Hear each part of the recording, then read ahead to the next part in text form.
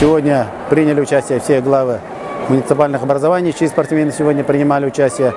Но это еще раз подчеркивает, что развитие национальных видов спорта, традиционных видов спорта, оно в крепких и надежных руках.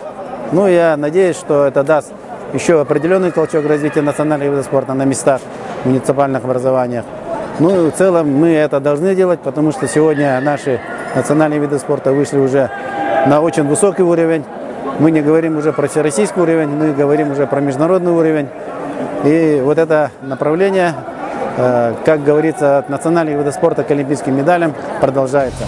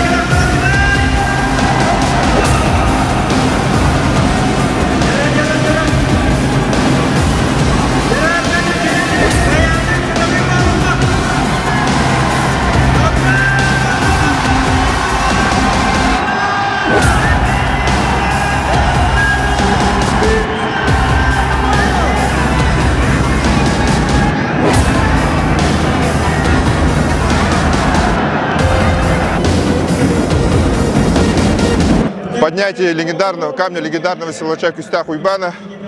Ну, хоть и занял первое место, честно говоря, своим результатом не очень доволен. Хотел рекорд побить, пронести 8 и более метров.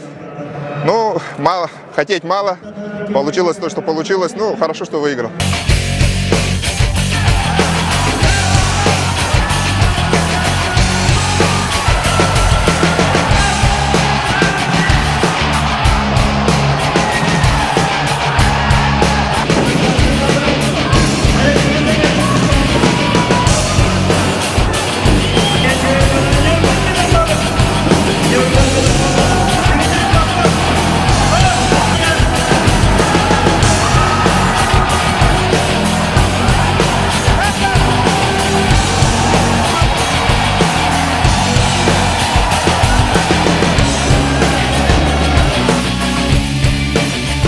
По рейтингу мы собрали 8 самых лучших спортсменов по многоборью, определили их.